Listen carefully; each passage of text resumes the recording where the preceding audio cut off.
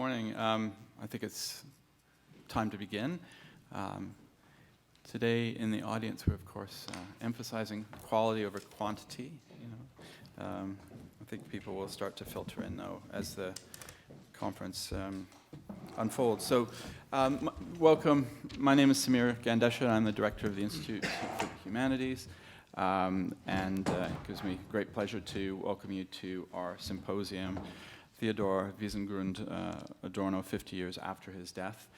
Before I go any further, I'd just like to acknowledge that this event is taking place on the unceded territories of the Coast Salish people, the Squamish, Tsleil-Waututh, and Musqueam peoples.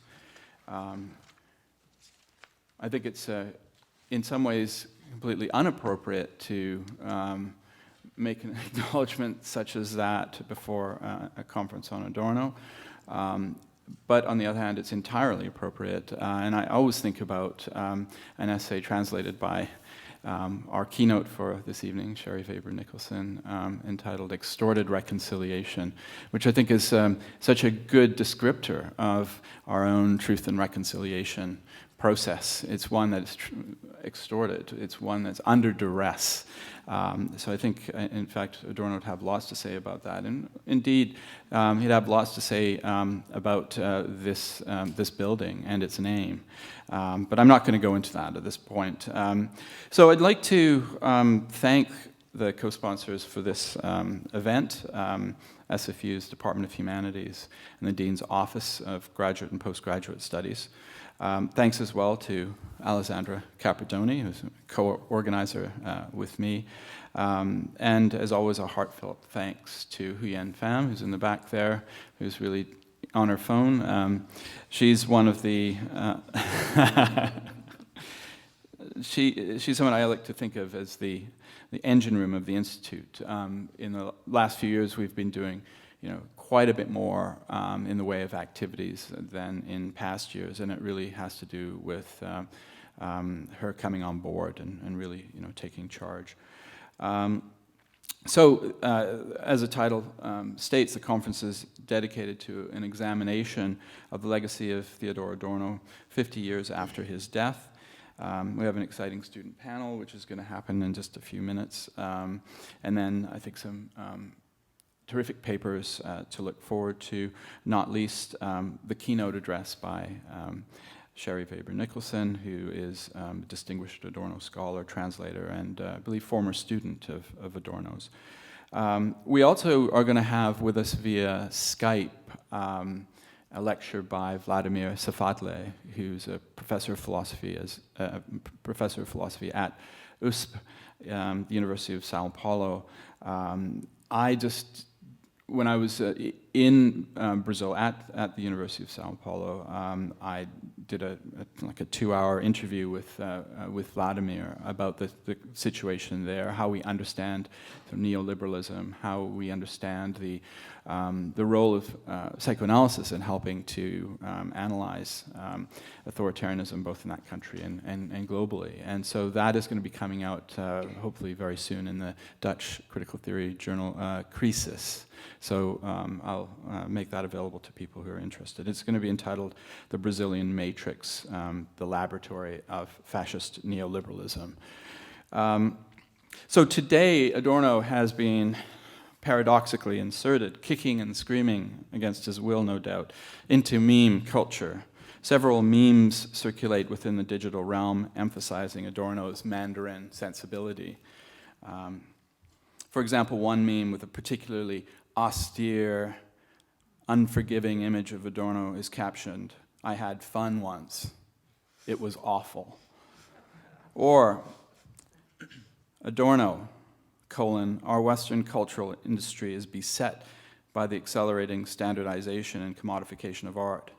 Inner Adorno, play Beyonce. There's a circulation, of course, of the rumor that Adorno was really the secret author of the entire Beatles' back catalog.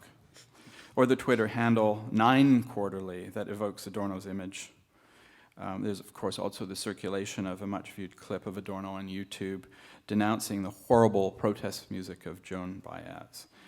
Adorno is, of course, also the bête noire of the alt-right, the epitome of what they call cultural Marxism. Though, of course, this is based on, and how could it not be, a ridiculous misunderstanding of his deeply materialist critique of culture, which is deeply indebted to Walter Benjamin. Of course, Adorno is a natural target of meme culture because he was its antithesis. If meme culture lies at the very heart of what is in essence a populist medium, the internet, it deepens and accelerates some of the worst tendencies of what Adorno called, with Horkheimer, the culture industry. Not so much its standardization and commodification, but its extraction of attention from subjects, and with it the capacity for genuine experience and judgment. In destroying the capacity for judgment, it destroys as well the capacity for thinking, and as such leads in the direction of authoritarianism. If authoritarians of yesteryear, as Arendt claimed, could only think in slogans, authoritarians of today can only think in memes. At the same time, it is unfortunate that this image of Adorno persists 50 years after his death. While an elitist aura continues to surround him, this is deeply misleading. And I'd say, by the way, that it isn't just popular culture and its representations of Adorno that is to blame. Adorno's own student, Jürgen Habermas, and his followers, such as Axel Honneth, have perpetuated this very myth. Adorno's writings in their entirety after the Second World War can be understood as dedicated to the singular challenge of rearticulating Kant's categorical imperative after Auschwitz. In place of Kant's act only according to the maxim by which you can at the same time will that it should become a universal law, Adorno articulates the following imperative: we must arrange our thoughts and actions in such a way that Auschwitz does not repeat itself. Sadly, as we have seen from Australia, Sudan, Brazil, Tibet, Rwanda, and Zanzibar, and arguably also in this country, if we think about cultural genocide. Genocide has been repeated over and over again in the post-war period. What has been missed in the reception of Adorno is the way in which, profoundly shaped by his exile years in the United States, upon returning to the former West Germany, he immediately sought to engage in the public sphere through lectures such as the meaning of working through the past, what is German, why still philosophy, as well as interviews on subjects such as education for autonomy, and so on. These interventions would shape an entire generation, the 86ers, who would in turn transform Germany. Don't anybody say, okay, boomer.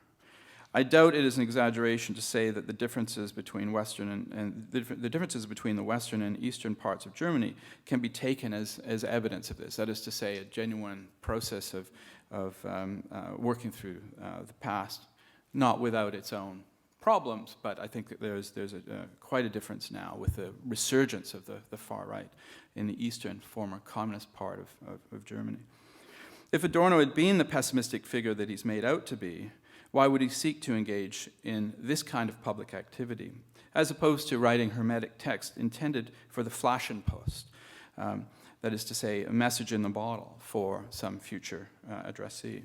Another myth that persists about Adorno is that he was hostile towards the students' movement. After all, didn't Adorno call in police when the students had occupied the offices of the Institute for Social Research?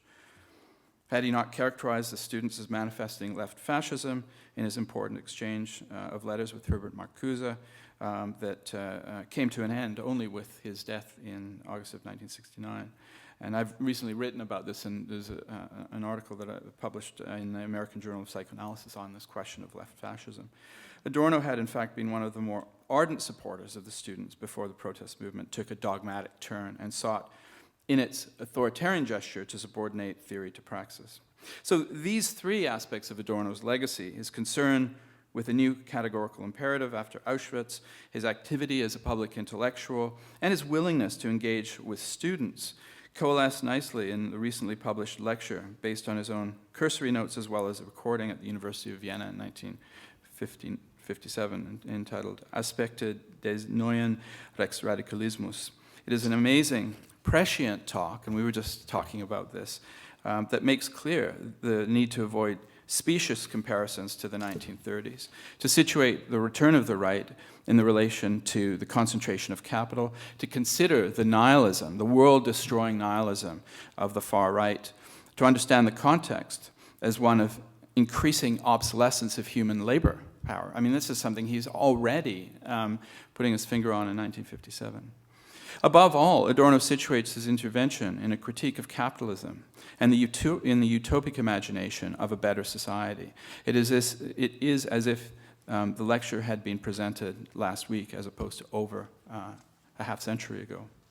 If our time is characterized by the return of the ghost of authoritarianism, which it no doubt is, it is possible to say that fascism has become the spirit of our time. Adorno, much more than Habermas or Honneth or figures like Laurent, from a very different perspective.